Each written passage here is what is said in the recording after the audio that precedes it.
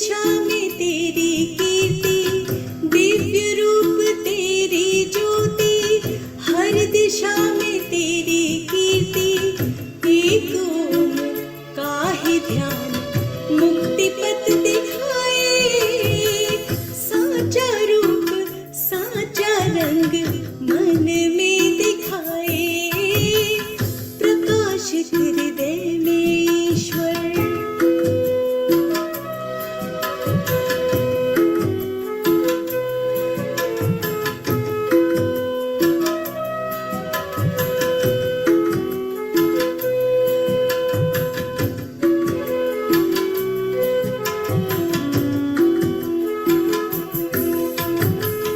ज्ञानियों के शुद्ध मनों में, साधकों के चिंतनों में, ज्ञानियों के शुद्ध मनों में, साधकों के चिंतनों में, मेरे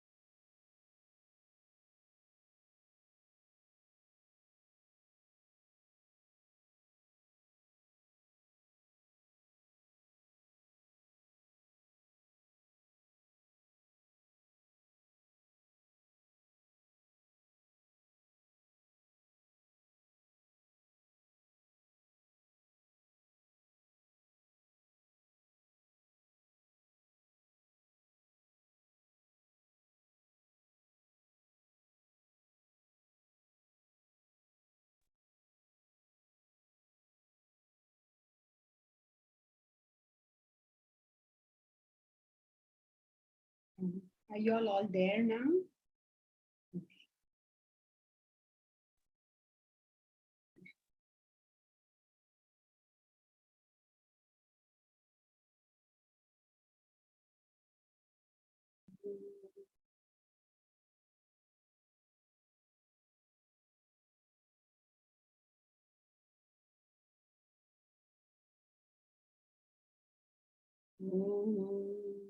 Sahana bhavatu, sahana punaktu, sahaviryam karavavai, tejasvinavadhitamas ma vidvishavai.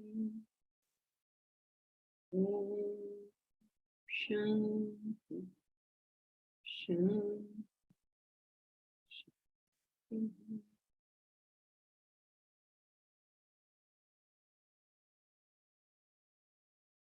Sorry for the delay. There were some IT issues. Hope it's all okay.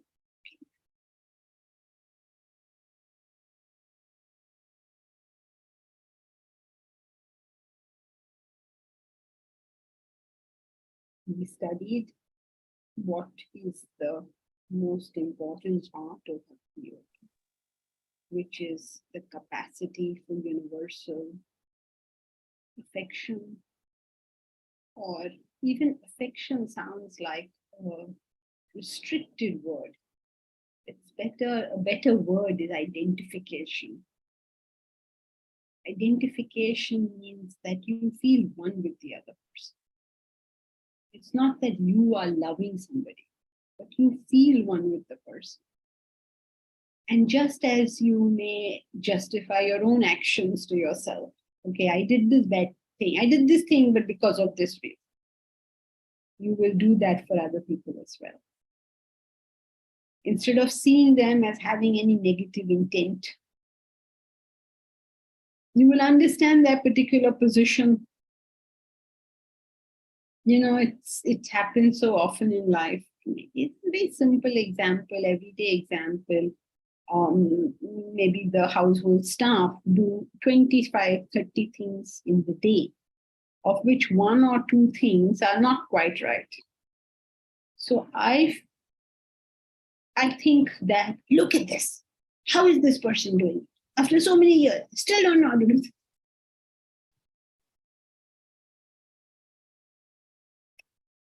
It is the lack of identification, isn't it? Suppose the same thing was the other way around. Suppose I had done 25 things, of which 1 thing was left undone or not properly done. And somebody told me, look at what you've done. What would I say? I would say, what about the 24 that I did and I did properly? Do you even notice those? So all the time, if we are capable of identification, we will be able to see things from how the other person is seeing them.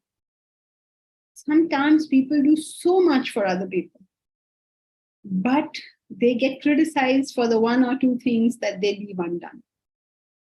Suppose a person is very busy, all the time serving everybody, and then doing this for this person, that for that person, looking after this, looking after that, and then because there's so many things going on, 1 or 2 things get left undone, and the whole world jumps onto that 1 thing. But did you even check what you have done before you have said you didn't do this and you didn't do that? So identification is that, Bhakti Yoga is that both. You're able to see something from the other person's point of view, not my point of view alone. And to the extent we are able to do that, to that extent it's Bhakti Yoga. Once you understand this, the obvious consequence will be you have no hatred towards anyone because you understand them. You're friendly, you're compassionate. So the essence of Bhakti Yoga is the identification that we have with others. This identification can only come about in the absence of Ego. Very good. In the absence of ego. Identification and ego are opposite. To the extent that there is ego, that means I am so important. You didn't do this for me. You didn't take care of my feelings. You didn't bother about what I wanted. That's ego. The other side is, thank you for what all you did.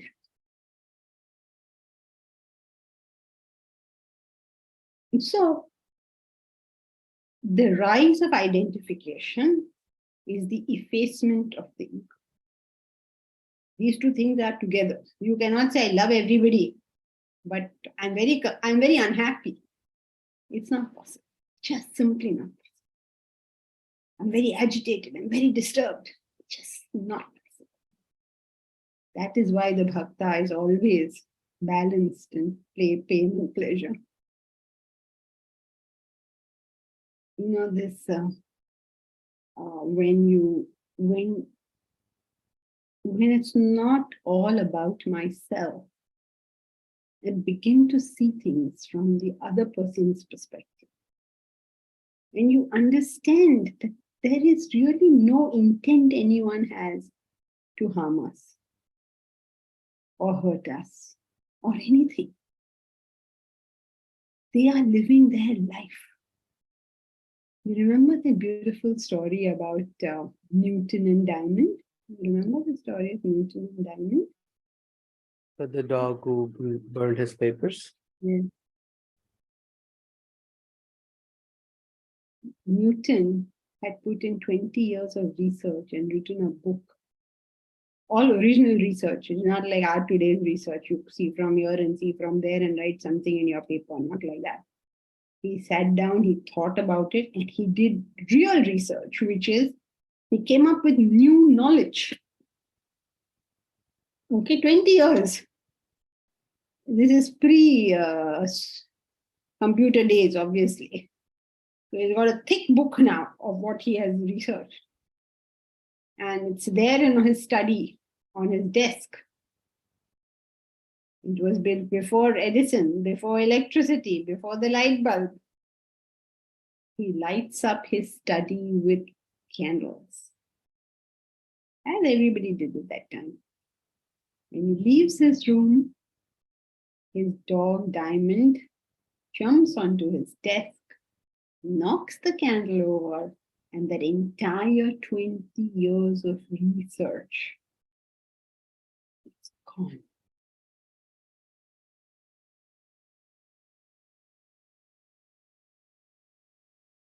What is Newton going to say to that? He says, what he said was, you little know, Diamond, what you have done. You little know. It almost reflects Christ's words, no? Forgive them, they know not what they do. Christ is able to do it with humans, that's why he's Christ. But Newton is at least able to do it with dogs. You know that there's no intent. Diamond has not wanted to, he's not competing with Newton and trying to take away his research, nothing. He little knows what he has done. And that's how mostly it is with humans as well. They little know what they have done. And once you understand where they are coming from, the childishness of it all.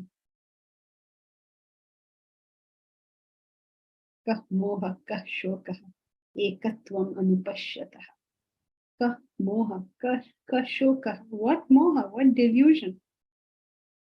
Kah shokah. What sorrow? Ekatvam anupashyatah. For him who sees ekatvam, oneness. Anupashyatah means pashyati, you understand, is to see. Anupashyatah is, we say, who completely sees, who is not just sees, but completely perceives this. For a person who has, you understand it.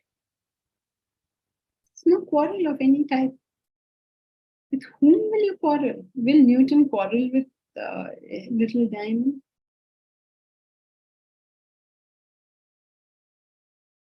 You remember that time I don't know if it's still there. Mark is gone. Two cats were fighting. Mad cats, they were fighting. They were not letting me do my work. So I was trying to separate them. My attempt to separate them, they scratched me really badly. They were like bleeding. Now these cute cats they are. And they were very sorry also, I must tell you, after one of them scratched me, the other one. They were very angry with the other cat, and then she scratched me also. And she was very contrite about it. Poor thing, she was so sad. They're so cute, these cats. And they're really very cute and sad. Now my hand is bleeding. Okay, these two have stopped fighting because they realized something has gone wrong over here. What am I going to do? Am I going to blame the cat for being a cat? If I had brains, I wouldn't put my hand over there. Now, if you say, look, you stupid cat, you have hurt me so badly, now I'm going to do this to you or that to you, you are mad. Because it is your madness that got this done. It's not them. They are fine. So, once you're able to see this, you're able to see something from another person's point of view, able to identify with what is going on in that person's head. Tatra ko moha shokaha ekatvam anupashyataha. Where is the moha? Where is the shoka? I'm telling you the example because my hand was bleeding. Okay, like really bleeding. Can you imagine a cat in a full fighting spree, scratches like that? Okay, so for days, it's a little bit is still there. For days, that claw mark was there. Now, all of this, it's stupidly painful. Not only it's painful, you wonder neither tetanus, because these are not, household cats or something. They're tetanus, they're bleeding. And yet, have nothing against the cat because it's not the cat's fault. So similarly, if we can do this, any one of you would do it with reference to an animal. But where we cannot do it is with reference to human beings. We attribute motives to them. Say, you did this to me because of this, that, this. And you attribute those motives without seeing the helplessness of that person. What else would that person have done? So as our own emphasis on ourself reduces, we are able to see how the world looks to another one. If we are able to do that, we have nothing against anybody and we are fulfilled and satisfied amongst ourselves. That is called Bhakti Yoga. Mukesh is identification with another and understanding that the person is playing their part according to their vasanas, is seeing positives, but surely one should not elude that even after given opportunity to the other person, he or she does not improve or change. How does one deal with it? How one deals with it is by going back and studying. If you have understood that another person is functioning according to his vasana and you're asking for change, that means you haven't understood this law. He functions according to his vasanas, means the probability of change is remote. How can you even ask that the person change? That means the concept is not understood. So how do you deal with it? Go back to your room and study. What have I not understood over here? A rose gives fragrance and has thorns. Suppose I say, Rose, I forgive you for your thorns. Your fragrance is lovely, but I forgive you for your thorns. Now be careful, don't have thorns tomorrow. And next day you go there, it still has thorns. See, I'm forgiving you for a second time. Krishna forgave Shishupala 100 times. I'm also going to forgive you 100 times. What, one mad or something? As long as that rose exists, it will have thorns. If you don't want to be struck by those thorns, do not touch the rose. A rose is meant for smelling, not touching. Don't touch it. You can smell it because it has nice fragrance. You say, oh, you must change your thorns. It's a very bad thing. How can you have thorns? Then you need to get up in the morning and study. Study some more. Thank you. I'm glad you're saying thank you. Instead of saying anything else. It's, that's why in the beginning of the class, we say maybe not hate each other. Because thank God y'all are not in front of me also. On the internet, I can say anything, right? Nobody can throw anything at me. I'm safe.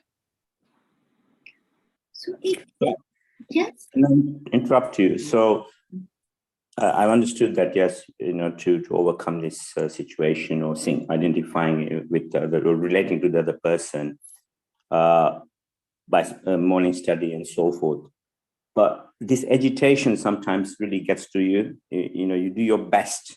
I suppose being best, you're being a bit selfish if you say, I'm doing my best. So, this is what I'm trying to get to. Are you looking at just positiveness in that situation or in that person? Is that different to identification? No, if a person has thorns, please just keep away as far as possible. Right. Okay. That's yeah.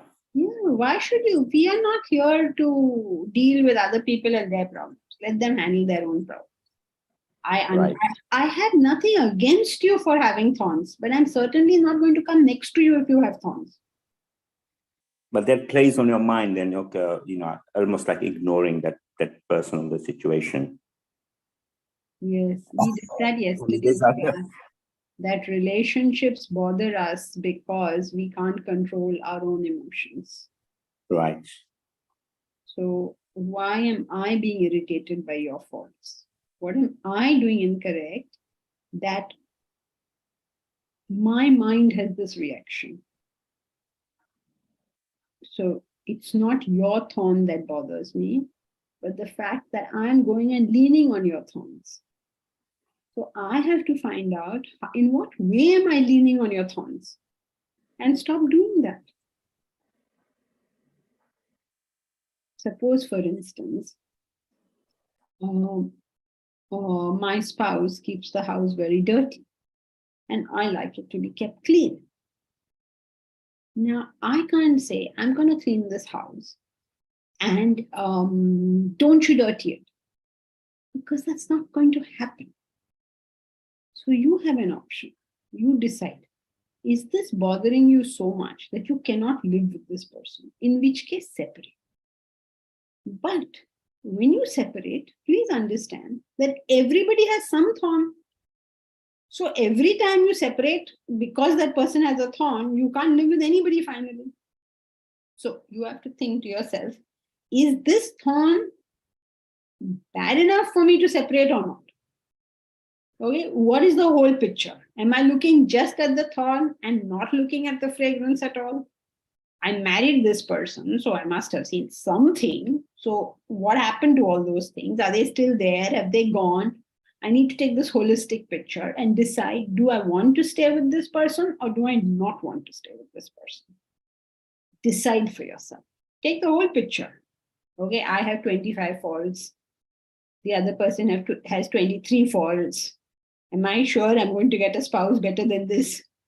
Okay, so let me be careful. Okay, see the whole picture. Now,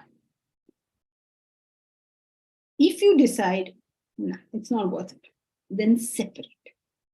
And if you decide, no, I have 25, this one has got 23, so let me put up with the 23 because I have to find somebody also later on who put up with my 25.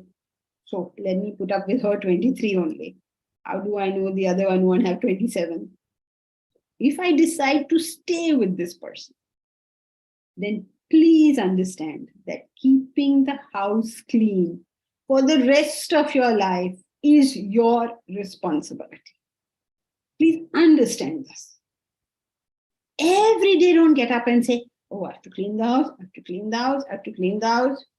Okay, but at least you don't have to cook your meal. Somebody has cooked it for you.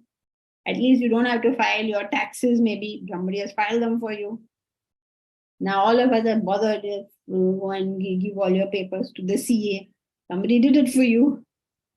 So you got to think this whole thing through. So it is not other people's thorns that bother us, but our leaning onto them that bother. So we have to learn for ourselves, in what way am I leaning on this thing now? So once you figure that much out, nobody's faults will bother you.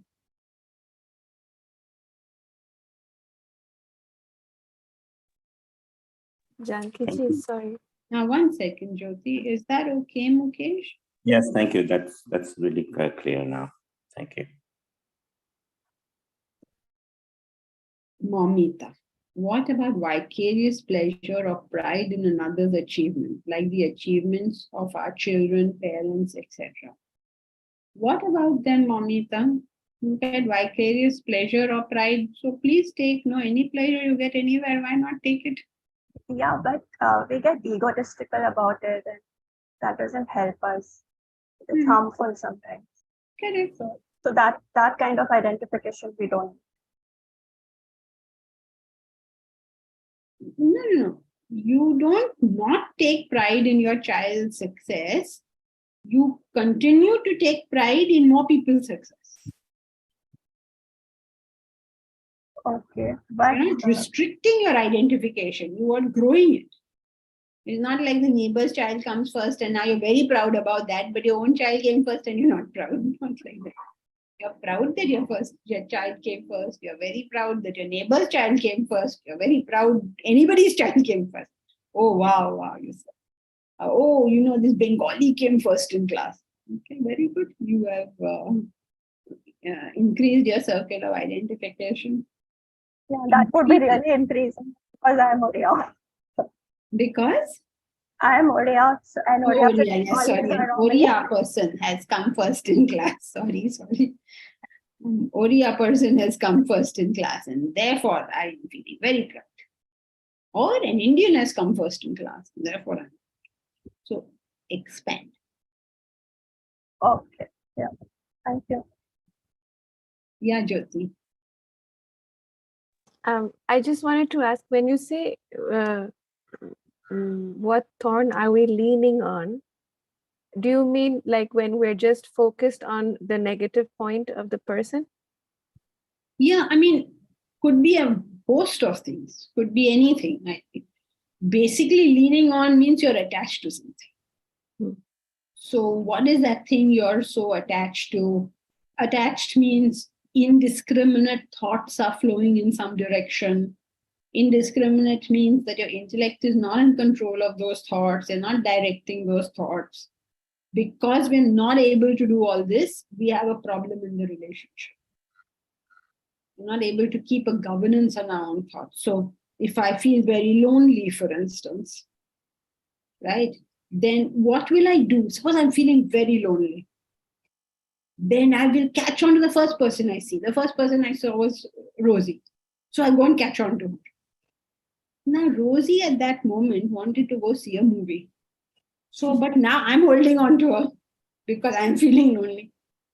So I tell her, Rosie, you be with me. But she was on her way to see a movie. And she was like, just leave me alone. And she goes away. Okay, so maybe it's her fault that she was not sensitive to what I was feeling at that time. But I'm leaning into that fault, right? If I wanted to, I was feeling lonely, at least minimum I should do is go and find a person who's likely to be sensitive to how I'm feeling. But I didn't do that. I happened to see somebody first and I held on to that person. I am leaning into that person's faults. Why? If I want to be praised, then I should go to a person who will praise, who knows how to praise, right? But we won't do that. We will catch on to the first person next to me, who may be a person who has never in his life praised anybody. Why am I leaning into that fault?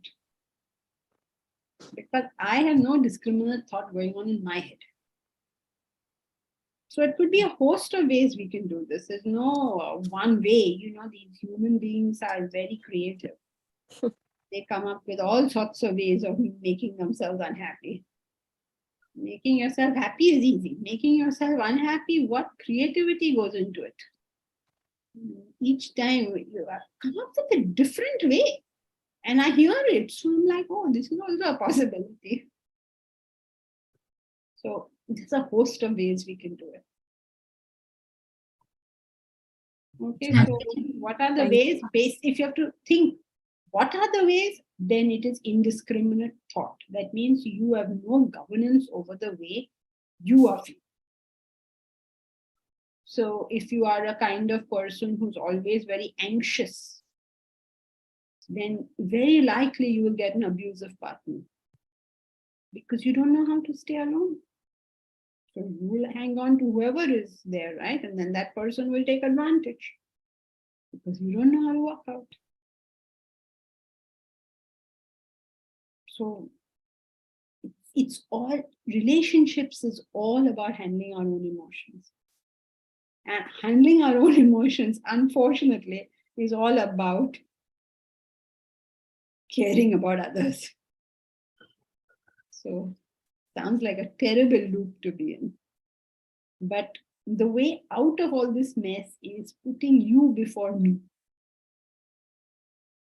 There's no other solution to this problem. But even when we try to put people before us, we are so creative in the ways we can do this wrong that ab main kya bolu? Put people before you means what? Means your happiness is more important to me than mine. Then when I say that, then people will say, oh, that person was beating me up, but I stayed over there. I say, but who told you? How can beating you up be conducive to his happiness? Is that a possibility? Somebody is beating me up and he's very happy? How is this possible? If he's beating me up, it obviously means he's miserable, right? Happy people don't go around beating up people. So it's too complicated. Expressing these ideas is too complicated. Any way you say them, they are liable for misunderstanding. That is why I tell everybody. No, I don't tell everybody because it's pointless. But I would like to tell everybody, please, everybody, go and stay and study Vedanta. Stay there. Stay for a month. Stay for a year. Stay for 2 years. Stay for 10 years. Stay and study so that your life becomes disciplined. What is the use of me saying anything? Mera to वैसे भी कोई सुनता है नहीं. So what shall I say and do? Well, maximum we can announce courses and say, okay, we are having a retreat, 4 days. We're having a course, 1 month, 1 year.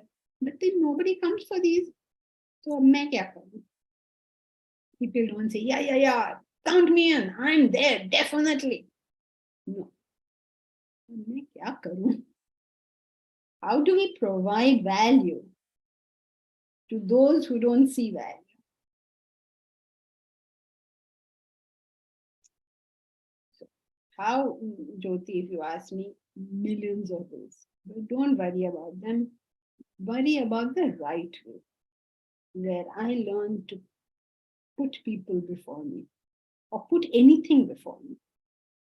It could be even building a business, but I put it above me. It could be anything, it could be mathematics, but I put it above me. It's more important to me than myself. In anything, in any way, if we can achieve this much in life, we'll have achieved everything. But we need to put something above ourselves, above my comfort, above my pleasure, above my whole interest in myself. Anything. That's the right. That's the way that will give results. Okay. Janki ji, One second. Elsie wanted to say something. Janki ji, this indiscriminate thought flow happens only when there is an element of selfishness. Is it because? Yes and no. Depends on how you mean selfishness. Because until realization, there is always some selfishness. Right? So, may or may not. It may not be selfish in comparison to others, but it is selfish as far as you're concerned. Suppose you are obsessed with your children's behavior, success, etc. That means you want to gratify, you want to become. Yeah, it could be for the same thing, for a higher cause also. You are obsessed with spreading Vedanta. Still all the problems will come. But it would still be more unselfish than somebody obsessed with just their kids or something. But any indiscriminate thought will give the problems. The more unselfish it is, The lesser. the more the problems in the external world, but the less the internal agitations. Because when you're unselfish, you're working on a much larger scale also. So you can create a lot of confusion.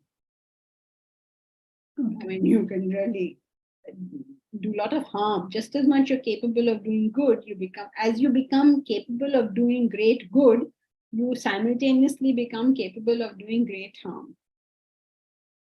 Okay. Let us say, just for argument's sake, that Hitler identified with his people, just for argument's sake. He moved out from himself a little bit, identified with his people. And because he identified with a small group of people, he went and did a huge harm to the rest of the world. That is, we don't know Hitler, we cannot comment upon him, but I'm just giving it as an example. All right, or during the Crusades, maybe they identified with that group, and then went and Christ says, "Love everybody." So what do these guys do? They take up their sword and they go on a crusade. So each one, but still, these guys who went on the crusade were better than the guys who didn't. All right, but because they were capable of greater good, they were capable of greater harm. Okay. Thank So, you. element of selfishness, since you said, therefore, yes, your sentence is correct. Yeah, Arun. Yeah, Janki ji, just going back to those 35 divine qualities of Bhakta, and I was going through those qualities. Now, while our religion, and not only our religion, but all the religions talk a lot about prayers and the power prayers have. And but in this list of 35 qualities, specifically, he doesn't talk about prayers. Now, I'm sure it's said somewhere, but I'm missing that out. And but specifically, that emphasis is not there. And why is it not there? So, any views you have on this? No, I don't have any views. People, when they talk about prayers, are talking about what they think. When they read Bhagavad Gita, they are learning what the Lord thinks. The Lord does not emphasize prayers. In the whole chapter on Bhakti Yoga, where is there anything on prayers? Oh, tomorrow we're starting the chapter on Bhagavad Gita, on Bhakti Yoga, right? The whole chapter in the Gita, as said by the Lord. Who is a Bhakta? We're going to start that tomorrow. Where is there any mention of prayer? So power of prayers and all is all what people say. If you want to know what God says, then you read the Gita. Or the Bible or the Quran or something. Those are supposed to be his words. Where is the Gita? I'm not talking about the other text, but where is the Gita talking about prayer? Anywhere in the text. Yeah, that was the question that was going through my mind. While we all talk about prayers, that's so important, so powerful, all religions. And Not we all also religions, all people who need and this is not looking down on people, but all people who need an emotional crutch, take one. Solace. Yeah, solace. They take one. So please take it. If you need it, please use it. No harm in using it. But Bhakti Yoga is reduction of ego. And when there's reduction of ego, what need are you? Where is the need for solace? So when we are not on the spiritual path, we need prayers. But when we are on the spiritual path, that means we are working on reduction of ego, on renunciation, on purity. Agitation is the last thing that worries us. Desire is the last thing that worries us. Janki, to get to that stage, and let's take an example of our ashram. Now, prayers are mandatory there, right? So there is an emphasis on prayers, while the objective is the same, effacement of ego, but we do take help of prayers. And what's the objective of having those prayers in that case? Why do we do that? Yeah, those are not prayers in the way that most people use the term prayers, because prayers is usually used in the sense of, I'm going to God and I'm going to ask him for something. These are reminders. In the morning, you get up and pray before your morning studies to remind yourself, what are you praying for? What are you studying for? This is not an intellectual entertainment we're doing. There's a purpose in this study. So, Prata Smarami Rudi Samsfuradatma Tattvam. Prata in the morning. Prata Smarami, I remember. What am I doing? I'm remembering in the morning that Atma Tattvam. Satchat Sukham Paramanandam. I'm remembering that. And I'm remembering that I am that. I am not Bhuta Sangaha. I am not this assemblage of elements. I'm telling myself what I'm about to do, I'm telling myself, because it's very easy for me to forget what I'm doing. Then in the day at Sandhya Vandan, morning and evening, is just 2 ways of reminding myself of that again. Bhur Bhuvaswaha Tat Savitur Varenyam. What am I doing? I'm worshipping the sun. Why am I worshipping the sun? Because the sun represents light, and may this worship give that light to my intellect. Because of the light of the sun, my eyes are able to see all this, right? Because of the light of knowledge, my intellect will be able to see what's going on. So may my intellect grow as the sun is growing. So I'm reminding myself, what am I doing? I am not asking anybody for anything.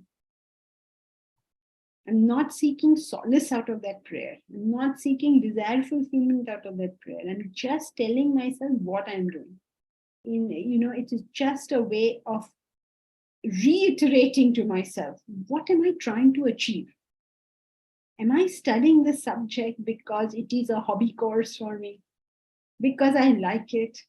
We did this example in yesterday's class. It's like I have a Kohinoor with me. Every now and then I take it out of my cupboard, I look at it, I say, it's so beautiful. When my guests come, I show it to them. I enjoy this Kohinoor. But I'm not able to convert this Kohinoor into money so that my own needs are fulfilled and I can fulfill the needs of everybody around me. I'm not able to, because I just like it. Like, how many people come to this class because they like it? And they will come whenever they have the time. Or is it their top priority? Do we fit our class in with our activities? Our class means our studies with our activities? Or do we fit our activities around our studies? So it's like self-affirmation. We're just affirming. Yeah, reminding to yourself. Reminding. What am I doing? Who am I and what am I doing? Yeah. Yeah. Does anyone have anything else? Okay, so that is Bhakti Yoga. And now we will start. And that was shown, of course. We did the last poem. We finished the poem, right? Or we have to still do it? Finished it? Finished. Finished? Hari Om Janki, before you move, I just have one question. Can I ask? Yeah, Ganesh. So I think I was looking to this. So in any relationship, especially if both are on the same page, then I don't think much work needs to be done. But both are different. So the Vedanta has to be flexible so to make the relationship work, right? No. There's no has to do anything. The Vedantin is a Vedantin because he can apply his intellect to a situation in front of him. He may be flexible sometimes. He may be rigid sometimes. He may be sweet sometimes. He may be nasty sometimes. Okay. He is applying his intellect to the situation that he has faced. Okay, it does not mean we need to cater to the other person every time. That's subjective. It depends on the objective goal. Yeah, what is the situation? Who is doing what? What are you going to do to improve the situation? 90% of the time, we only grumble about a situation. Okay. Our biggest hobby in life for most people is grumbling. How can you love to grumble? पर ऐसे है ना और वैसे है ना और ये ऐसा है और वो वैसा है. Understand the situation, decide what you want to do with it, and move on. But this is possible only if We apply intellect and study, right? you have somewhere to go. Okay. If you have nowhere to go, we are not going to move on. How are you going to move on? Okay. Most people don't have a goal, so they can't move on. How do they move on? What do they move on to? Okay. So they say, I'm trying to forget how that person gave, but I can't. Obviously, you can't. Because your mind is still there. Your mind hasn't lifted up to something else.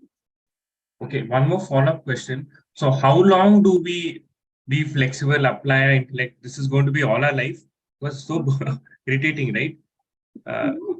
In fact, that is the entertainment. Why is that irritating? If you're applying the intellect, then you are going to be totally entertained in life. So one can never be independent and say that it's very difficult, right? What? If you apply the intellect, you are independent. Okay, fine. And you are entertained. It's the greatest entertainment. Somebody is doing something irritating and stupid, and then you are sitting back and thinking, what do I do? Don't people go and play chess? Don't they love to play chess? Then you play chess, no, in your life. Got it, ma'am. That's entertaining. Why is it not entertaining? It's great fun. It's great fun if you know the art. Playing with, what is his name? Federer is entertaining only if you know the art. If you don't know the art, Federer will make mincemeat out of it. So learn the art. I'm being very unhelpful, I know today. Nobody's getting any question, any answer which is of any practical use to them whatsoever. But it is the truth. Now, मैं क्या करूं? Develop your intellect. That's all you need to do. So, live a life of discipline every single day. If you ask yourself, what have you done so far? And your answer is, I got up in the morning, I studied, I did my exercises, I did my work, and now I have come to class. Okay, 10:30, 11:30, I will finish class, then I have whatever it is, your discipline. If this is your answer, and you do this on a day-to-day, every single day, every day you get up, study, then you do your exercise, every single day. Now don't tell me, oh, last night I came home, it was a late flight, I reached back at 2 o'clock at night. Should I get up at 4 o'clock and study? No, you shouldn't get up at 4 o'clock and study. Please sleep your full 8 hours. But largely, you should be able to say in your life, at least 95% of the time, you have gotten up and first thing in the morning, day after day, done your studies. What does studies mean? Reflection. 20% knowledge, 80% reflection. You thought about it. Because remember, the intellect has to get engaged. 20% reading, 80% reflection. Yes. The intellect has to get engaged. Once the intellect gets engaged, then the whole joy and entertainment of life will come in. You'll find everything around you so incredibly funny. If you're not finding things around you funny, then your intellect hasn't grown. Okay. So that brings us to Gnana Yoga. This is what we are doing. So please find out now, what are we doing? We are not even doing. Oh, Jay. What we are doing is Shravana or Manana. In the morning, Jay, in the morning you are not doing any Shravana, because Shravana means listening, but Shravana also includes reading as a corollary. So you will read 20% and you think about it 80%. Like if you're studying your notes from class or whatever it is you are studying, less reading and more thinking. You have to engage the intellect somehow. Otherwise, you will be busy writing notes or something like that. Just busy keeping ourselves awake. No. You should engage the intellect. Of course, in the beginning, it's okay. You write so that you keep yourself awake. But the effect will start coming when you're engaging the intellect.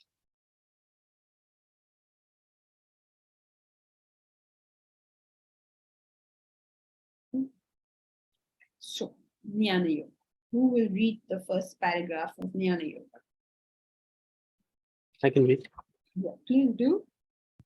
Gnana Yoga, path of knowledge. Jnanam means knowledge, and Gnana Yoga is path of knowledge, is the path of knowledge, designed for persons in the intellectual category. It is meant for those who inquire into the mystery of life and the world. Who am I? How did this world come about?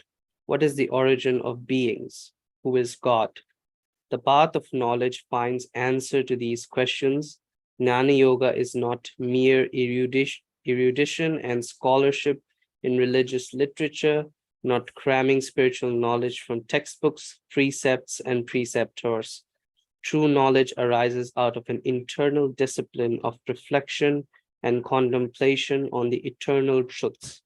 Scriptures and sermons would play a vital part in your spiritual development, provided you think originally on the subject, reflect upon the truths therein within, you assimilate, absorb them. As you absorb the knowledge, you apply it practically in all walks of life. You begin to question what is permanent and impermanent in life, what is eternal and ephemeral. Distinguish the real from the unreal.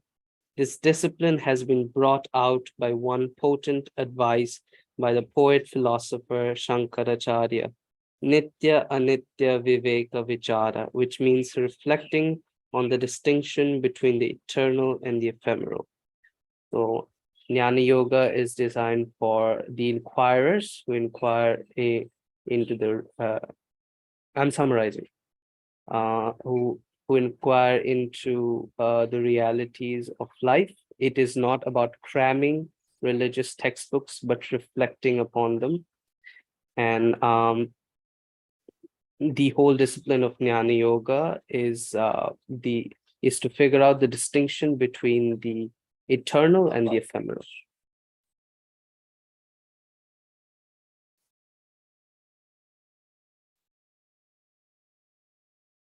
Am I audible?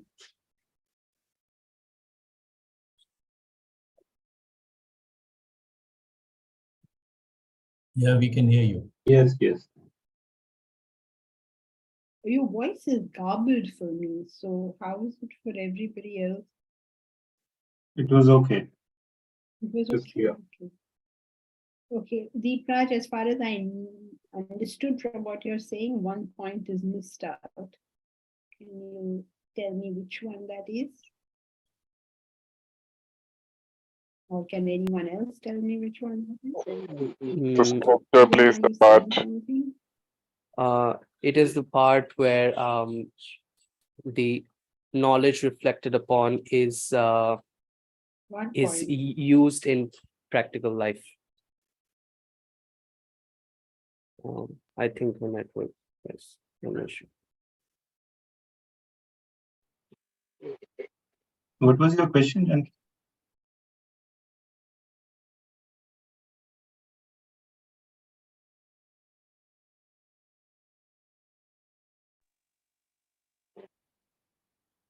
Are you there, Janki ji?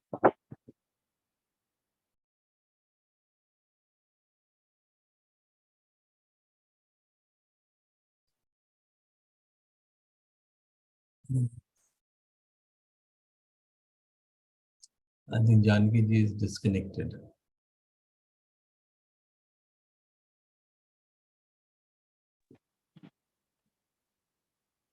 In fact, many are disconnected. I can see only 4.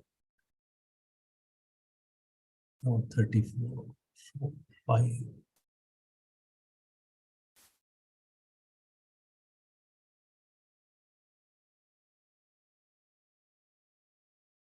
Yeah, it's I think 5 of us that have our video on.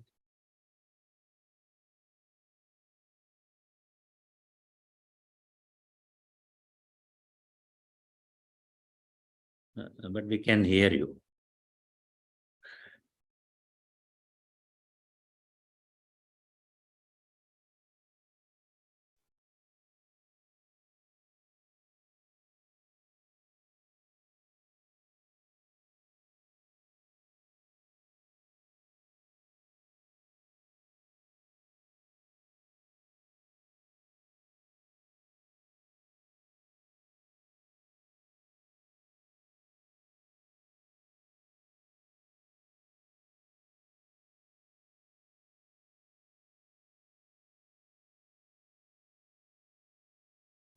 Yes, you're muted. All right. So I don't know if you heard me. One point you had missed, Deepraj. Do you know which one that was? Is it about the more you reflect upon it, the more you absorb it, and then you use it in your practical life?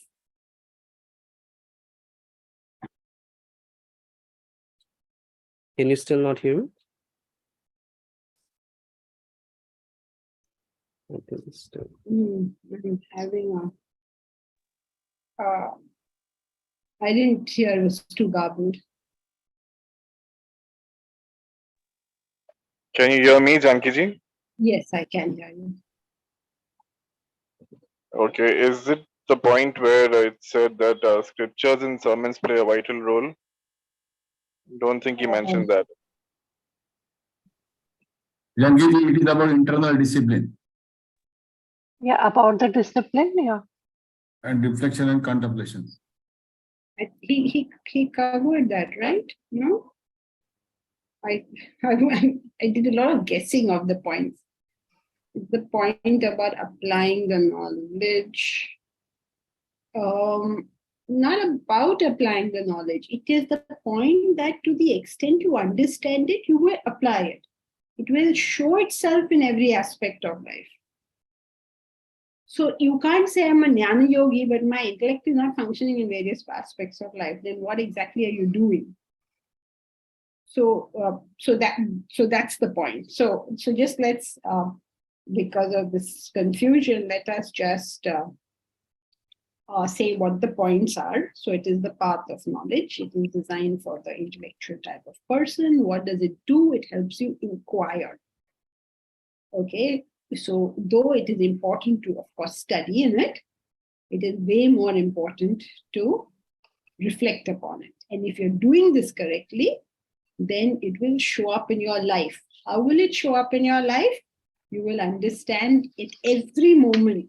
You will be able to zone into the essential part of something. Instead, 90% of the time, most people think about the non-essential parts of something. There's a famous Buddhist, I think, I don't know where it is from, a Buddhist thing that the pointing finger. So the saint points a finger and says, that is the moon. So instead of looking at the moon, you consider the finger the more important thing. Right? You start worshipping the finger that points to the moon. So that's what happens in not only religious life, in everything. In absolutely everything. We catch on to the, like suppose you come and join the 1 month course, you come for a week or whatever, then you start grumbling about the food. The food is good over there, but you start grumbling about the food. Okay? But that is a non-essential aspect over here. Or you will start grumbling about the weather or who said what or gossip about somebody. It's not non-essential. What are you there for? You're there to be able to discipline yourself into a lifelong productive way of living. You're there to find maybe your nature, and find your nature, or you're there to discipline yourself. Clear, what are you there to do? And so you do that instead of getting diverted in non-essential. Some people, like you go to France for a retreat, then what are the non-essentials? Where are we going for an excursion? No, something non-essential. Yes, so we'll go for an excursion, we'll see Paris, that is all okay, but that's the non-essential part of it. So that capacity in us at all times to to be able to sort of cut through the noise and get through to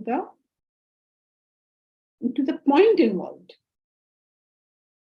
That should, and if you can do that, you can find what is the essential part, what is the permanent part. If you can do that, how can every part of your life not be impacted? That's impossible. So the point, so it is Gnana Yoga, means path of knowledge, it is for the intellectuals, it's a path of inquiry, not of doing, it's of inquiry. To help you in your inquiry, you have two tools. What are the two tools to help you in your inquiry? Scriptures. Number And one. And your intellect. These are the two tools you have. You have the scriptures and you have your intellect. Based on the scriptures, you can think. You don't have to start thinking from scratch. It's already written. You can think on that. And then, if you're thinking on this properly, you're doing this properly, you see an impact on life. What is this impact you're going to see on life? That you are able to zone in into what is permanent rather than what is impermanent. All right, so that is it for today. Bharat has an announcement for us. Actually, I have something to say. That we have announced this course, 1 month course,